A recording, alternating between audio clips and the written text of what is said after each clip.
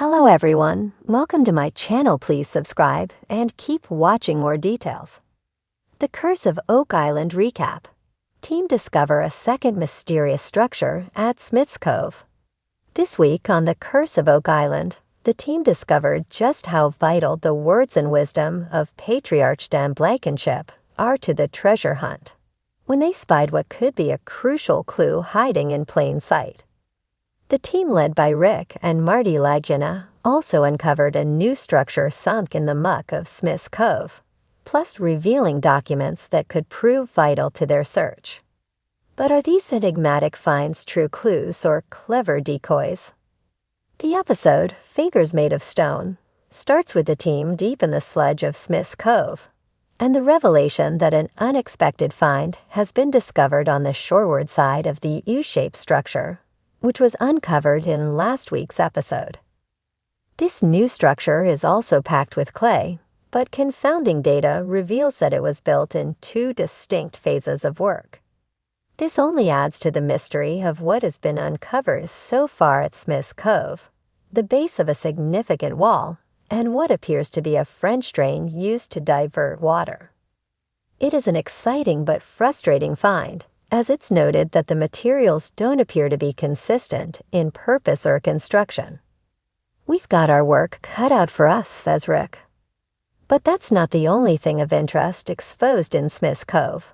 While the painstaking excavation continued in the muddy basin, some team members journeyed about 10 miles east to the Chester Municipal Heritage Society in order to view a large collection of documents regarding Oak Island, with the hopes of discovering something of note about either Smith's Cove or the Money Pit. The trip was definitely worth the effort, as a letter written in 1936 by Gilbert Hedden reveals details about a wooden structure, including a diagram of a structure, complete with Roman numerals, that looks awfully familiar. The team realized that the picture could be the very same U-shaped structure unearthed last week, the one first described by Dan Blankenship in 1971. As if that weren't amazing enough, the team also stumble across a newspaper article that seems to describe finger drains in Smith's Cove.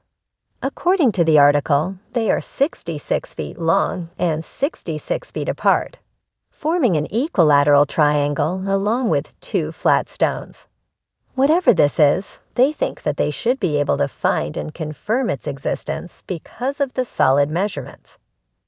News this good can't wait, so the rest of the team assemble at the Mug and Anchor pub in Mahone Bay for a briefing. When told of the measurements recorded in the article, Marty immediately reveals that he himself measured the U-shaped structure, and it was 20 meters across at the leading edge, 65.5 feet. "What's clear is, we need to do more work there," he says.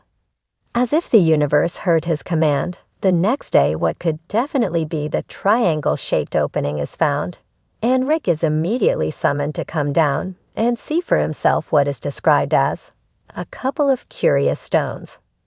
Spying the two flat rocks, he notes that it's hard to imagine that Mother Nature laid them like that, and says, "To me it looks like a box drain."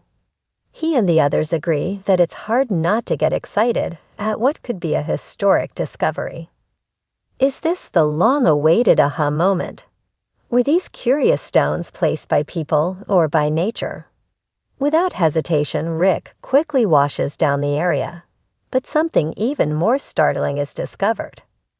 The team find coconut fiber, indicating what very well could be original work. When box drains were first discovered in 1850, coconut fiber was present, and it was theorized that the fiber was brought to the island as packing material, since it is not native to the terrain.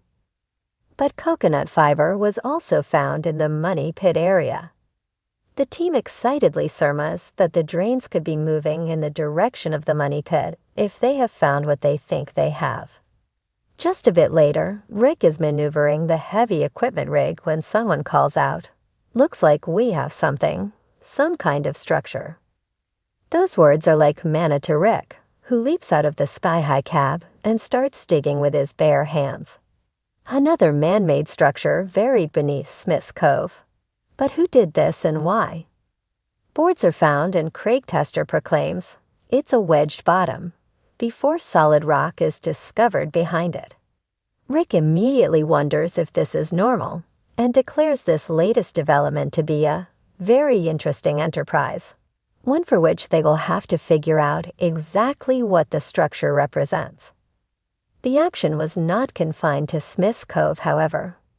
The next day, Craig Tester met up with Tori Martin, an expert in gyroscopic technology, at the Money Pit. Tori was brought in to inspect the boreholes to determine if the intended targets are being hit. 5 weeks earlier, the team found in this area what could be evidence of Shaft 6, believed to be built in 1861 by a team digging a shaft to bypass booby traps there. The effort didn't work and Shaft 6 was flooded with seawater. When it caved in, the Money Pit collapsed. The hope is that if indeed this is Shaft 6, they should then also be able to find and excavate the Money Pit debris field, hopefully a treasure-filled cavity.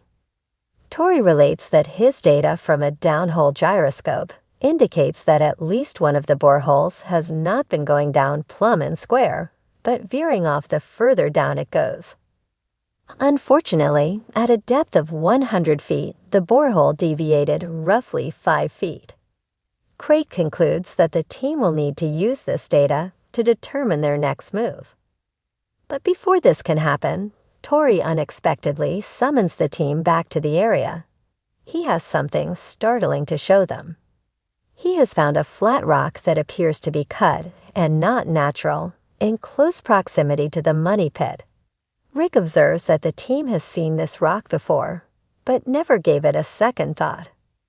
It's at this point that he shares with the group the prophetic words that Dan imparted to him a long time ago. Keep your eyes open on Oak Island. Intrigued by the cryptic rock, they splash water on it and discover what appear to be man-made carvings, maybe Roman numerals. Could this mean it is somehow related to the Roman numeral inscribed logs found at Smith's Cove? It's certainly worth a look, says Rick.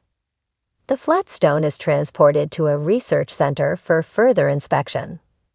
There, geologist Terry Matheson deflates the mood when he tells them that rock of this type is found all over Nova Scotia. But as Marty rightly observes, anything close to the Money Pit that is unexplained needs to be investigated.